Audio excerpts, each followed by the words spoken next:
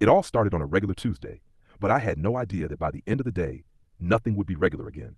I didn't believe in fate or anything like that. Life just happens, you know? You wake up, go through your day, and things fall into place. But now looking back, I swear I've messed up something. Like I changed one small thing, and now everything's out of control.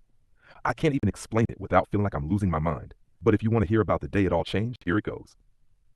So, on that Tuesday, I was walking to school. It was a pretty boring morning. You know the usual, dragging myself out of bed, skipping breakfast, as usual, and walking to school like I was already over the day before it even started. Nothing special. On my way there, I passed this old man who always sits on the same bench by the park. He's one of those people who never talks to anyone, just stares at the ground like he's waiting for something. And he's been there every day for years. I never really noticed him before, but that day I saw him drop a book. I didn't think much of it, but for some reason I stopped and picked it up for him. Weirdly, he didn't thank me or even look at me. He just kept staring at the ground, muttering something like, "It's too late." I didn't get it, but I handed him the book anyway and kept walking to school. I figured I'd forget about it, but something about the moment stuck in my head. That night, I couldn't sleep. I kept thinking about that old man. Why didn't he look at me? Why did he say, "It's too late"? The next morning, things started to get weird. When I walked to school, I noticed that things around me felt off. Like every step I took felt a little too loud. And when I looked at the people around me, it felt like I was seeing them for the first time. You know that feeling when you're looking at something and it seems familiar, but just wrong? It was like that.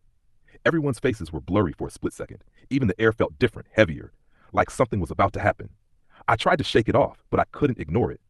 Then I started noticing more strange things throughout the day.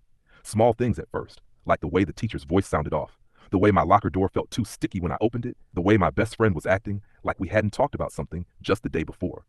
She looked at me like I was a stranger, and when I asked her about it, she just gave me a confused, "What are you talking about?" I kept brushing it off, but by the time I got home that evening, I was feeling completely off, like something had shifted. It was like I'd crossed a line I couldn't get back from, but I couldn't pinpoint what. Then came the dream. It was the same dream over and over. I'm walking down the street to school again, but this time I see that old man sitting on the bench. Only this time when I walk past him, he grabs my wrist. I try to pull away, but his grip is like iron. He whispers something in my ear, but it's not in a language I understand. His eyes were wide open, staring right through me, like he knew everything. I woke up in a cold sweat, but here's the thing. I couldn't shake the feeling that something was off, that I had changed something. I had done something to mess up the timeline.